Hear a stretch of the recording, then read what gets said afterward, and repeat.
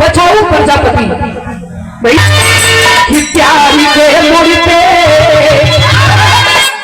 मिल गए हो अगर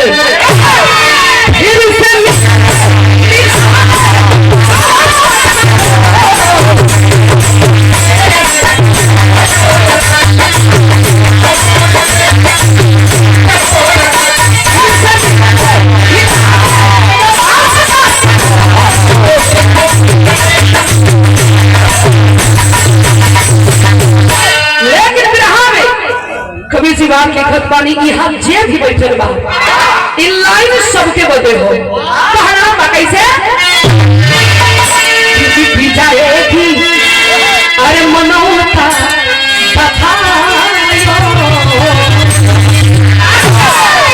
मिट जाएगी अरे मनौता बखायो हम सारी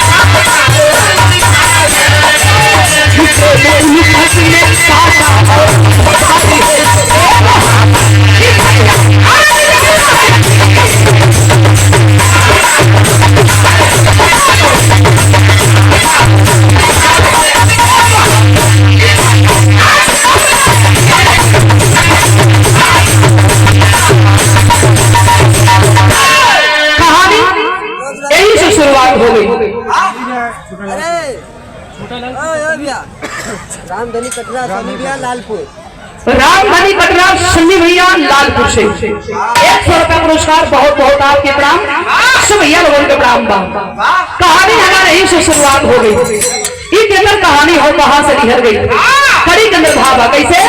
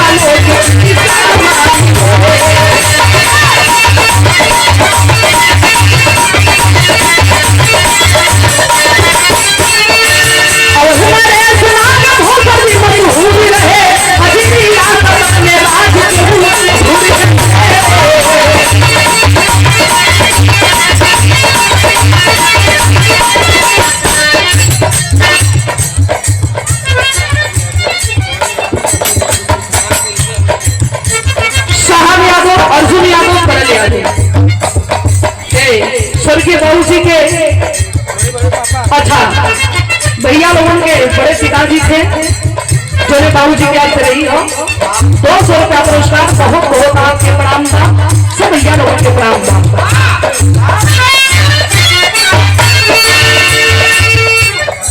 न जाने हुई थी नजरिया में न जाने हुई थी नजरिया में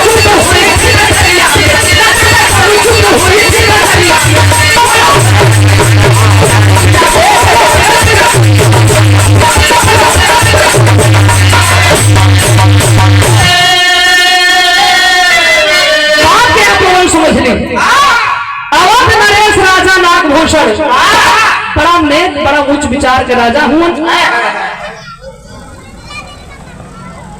और राजा के पास धन दौलत रुपया पैसा सोना चांदी महल अटारी कोई चीज के कमी नहीं थे जैसे आप लोगों बैठ के ग्राहक सुनता नहीं यही करे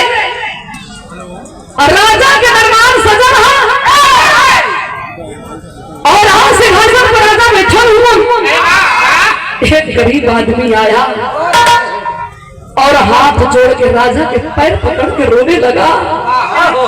बोला कि राजा, आप इंसान नहीं, इंसान के रूप में भगवान हैं, लेकिन अपने भगवान से शिकायत बाए राजा साहब, आप जैसे महान राजा रहते हुए हम हजारों गरीब रोटी बिना तड़प के मर जाइला, वस्त्र बिना तरसीला, सयान बेटी के अपने घर में रख के पैसा बिना कन्या दान हम ना कर पाईला।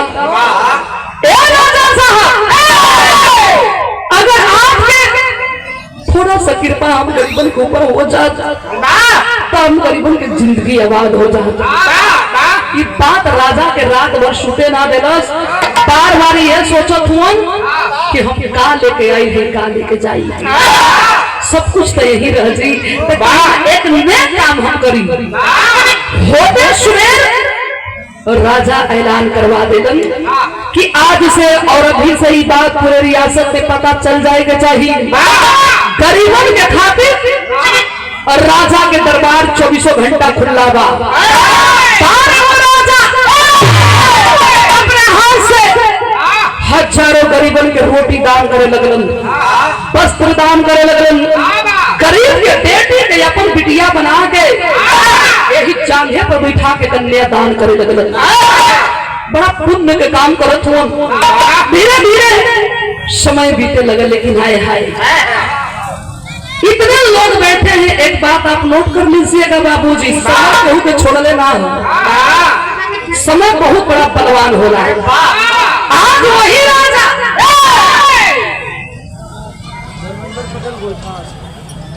धर्मेंद्र पटेल जी बैठा के धरती से 50 रुपया, बहुत बहुत आपके प्रणाम बाप। राजा के 4 महीना बीतल है, सुमेर के मेला है, पूजा करके और जब शीशा के सामने खड़ा होके अपने आप के निरेखे लगलन तो देखो का हुआ कि जगह जगह हमारे शरीर में कोढ़ के निशान बनल होता। राजा घबरा गए, जिंदगी में हम दोनों ऐसा बाप नहीं खिलैले कि कौन कर्म कमाई के चूक हो गई कि हम कोढ़ी हो गई। राजा रानी रोवत हुआ। उतने में भइल का एक लाइन गीत बा मास्टर,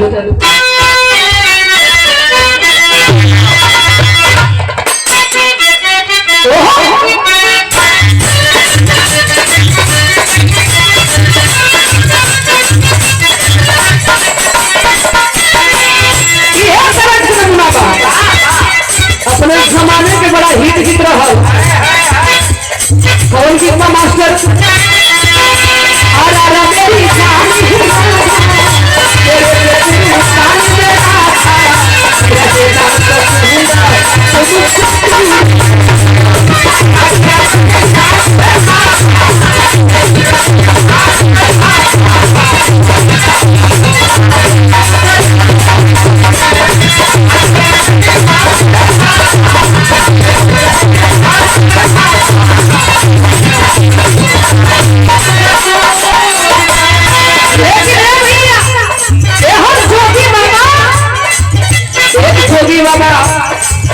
शरीर पर गेरुआ वस्त्र, हाथ में करेंगे सितार, हजारों गरीब के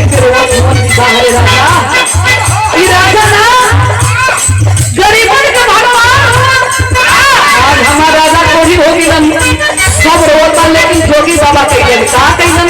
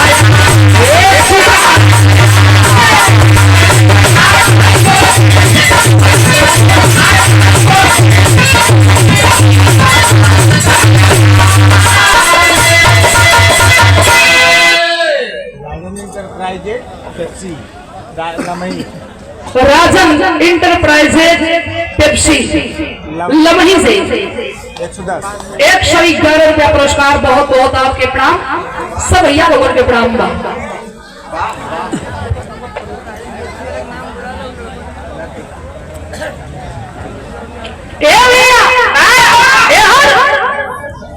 जोगी बाबा जमही राजा के दरबार में गई पैर पकड़ के राजा रोने लगलन कलन कि बाबा हो जिंदगी में कोनो ऐसा पाप नहीं की गईले, ई कौन करम कमाई के चूक भइल हो बाबा कि हम कोड़े बन गईली। ए हर जोगी बाबा अतना पतिया के सुनलन कलन की सुना ए राजा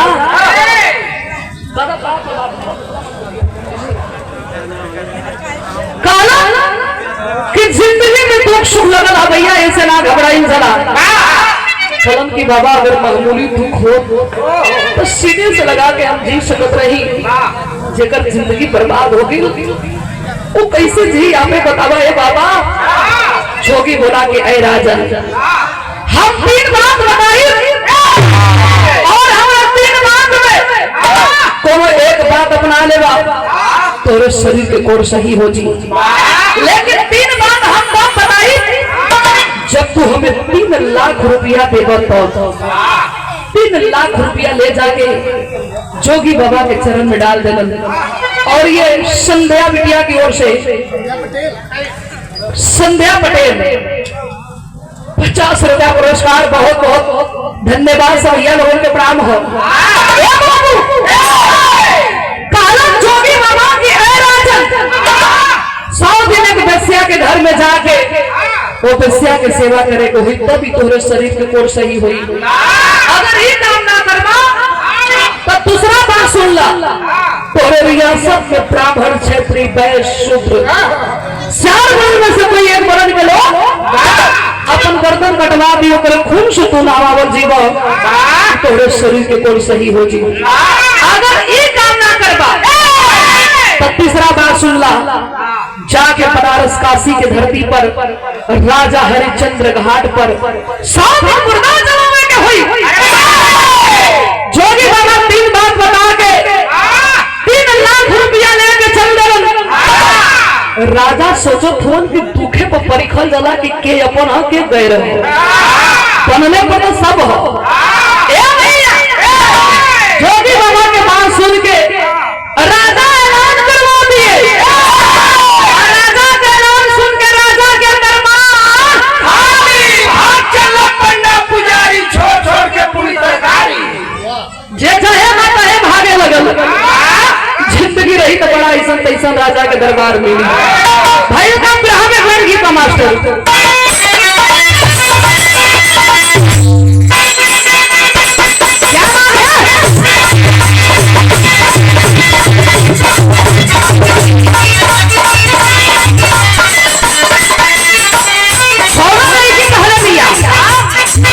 सैया से फोन पर बतिया कॉलेज के दिया तू पहला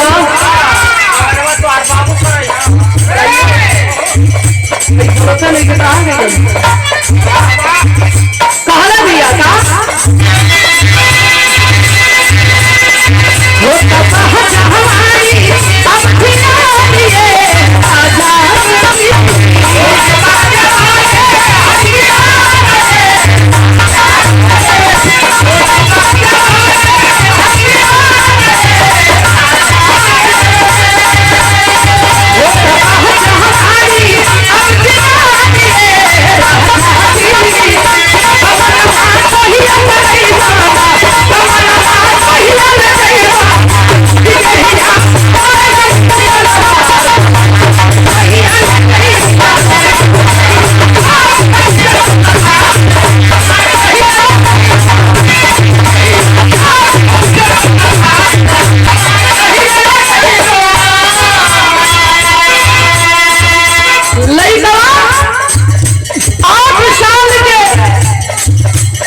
गरीब के बेटा है बाबू जी राजा के पैर पकड़ कर रोवे लगा कलश की आप हुआ तो गरीबन के जीवन दान मिलल हो।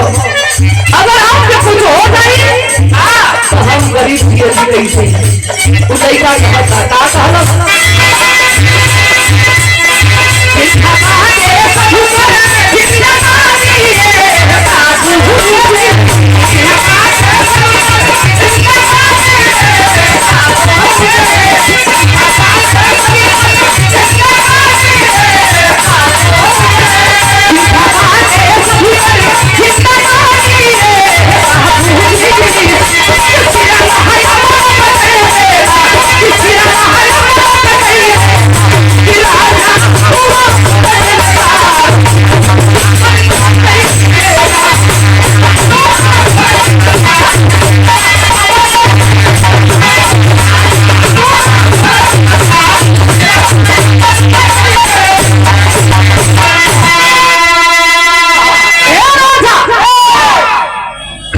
हमारा गर्दन ले लीजिए हमारा खून।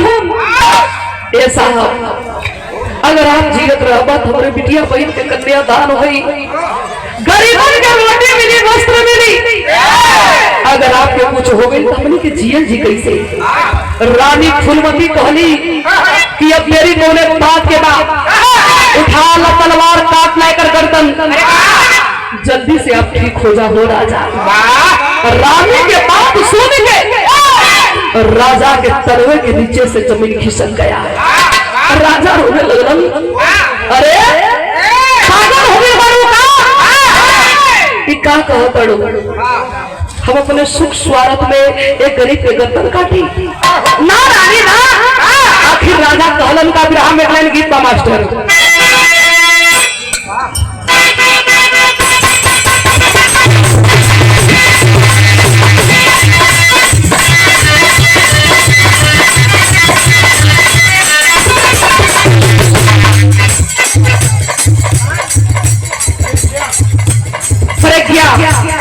ये बच्ची की ओर से 50 रुपया पुरस्कार, बहुत बहुत धन्यवाद।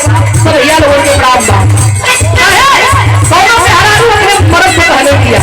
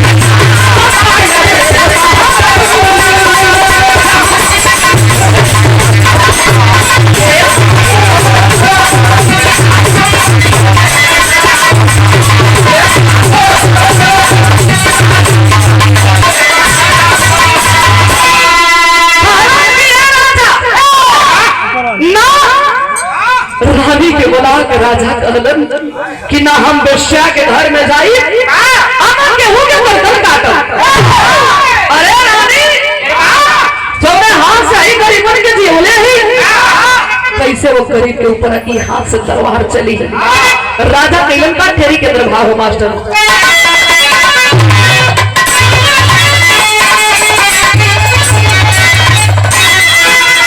अरे गुलशन में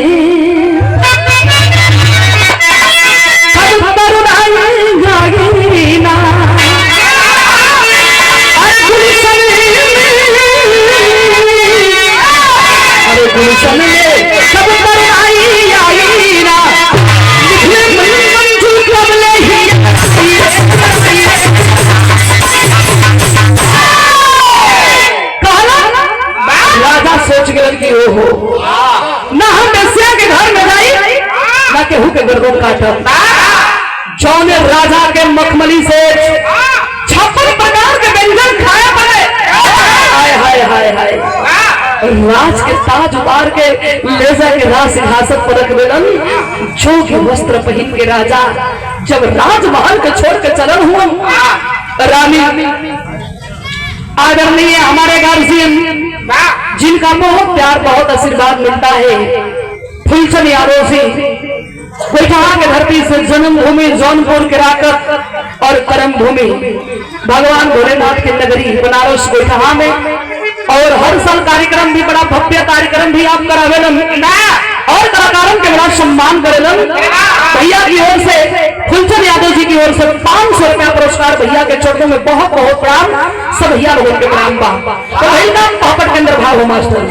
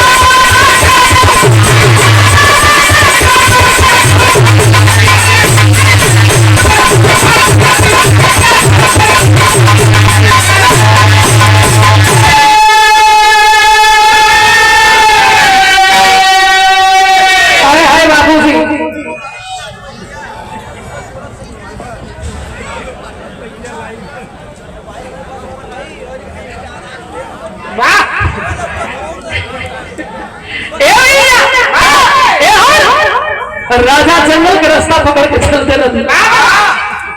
ये बहनी लाइट ना हो, फोटो खाली खींचना लोगों ने। सही बात है यार, इतना मेहनत कर करके गाना तैयार कर जाला, बस आके लाइट चालू करके कुल मारत हुआ लोगों के एक दिन में।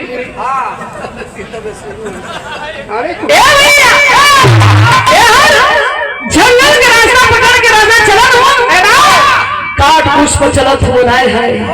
ये जिंदगी हो जोने राजा के मखमली से 56 प्रकार के व्यंजन खाए बने, काट को सही पैरे में धसत हो घूमत फिरत। यही राजा हरिचंद्र घाट पे आके राजा मुर्दा जलावे लगलन। मुर्दा जलावत जलावत जब 100 दिन के दिन पूरा भइला, जोगी बाबा के कहले अनुसार गंगा में गोता मार के जब राजा किनार पर भइलन, राजा के शरीर के कोण सही सुंदर सुवर्ण भइल, तो राजा एक बात कह दिलन का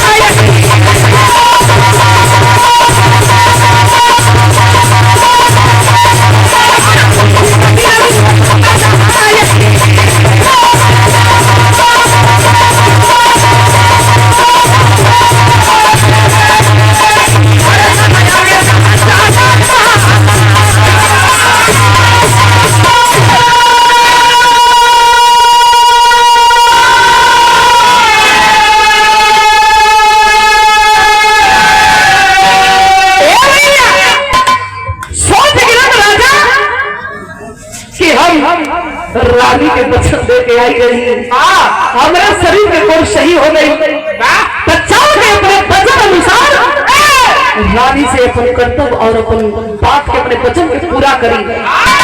रात महल की ओर आए हम, एक एक पैर उठा के हम महल के अंदर डालत हूँ, तुमने रानी आवाज देती है, खबरदार राजा, वही रुक जाइए। हमारे ना जाने में कौन ऐसा कर्म कमाई कर बैला कि तुहे कोढ़ी की जिंदगी जिए के लिए, तब राजा रो के कहलन के रे रानी जिंदगी हो सके कोनो जन्म के चुप रहल, यही से हमें प्राश्चित होने के पड़ल। कुछ यहाँ के निचोड़ में लिखे के पड़ल, कैसे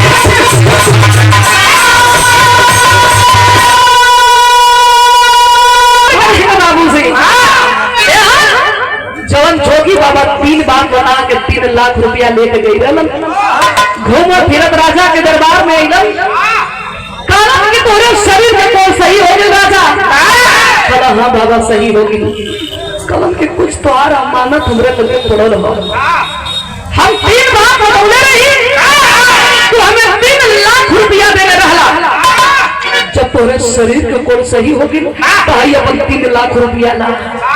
अरे बाप रे बाप, राजा रानी फिर पगिर के रोवे लगलन कि बाबा लगत बा के फिर से हमन में दुख आप वापस करत हुआ। कलम के कहा है कि जोगी आई 3 लाख रुपया लेके हम करत तो का करत, एक जोगी की जिंदगी का भी हम रंगा जोगी बहता तारी, एक महल से एक रोटी एक फटही लुगरी देना मेरे जिंदगी में उहे दौलत से पढ़ के हुई। राजा रानी दे देन जोगी बाबा चल दे, राजा रानी के पलक झपकल अपने में जोगी बाबा अंतर ध्यान हो गए। एक रात सुनने वाले बाबू किस रूप में भगवान मिल जाएंगे ये कोई नहीं जानता है। आखिरी में भाव है कैसे सब कुछ है बहुत से निकली बिमल है जोगी,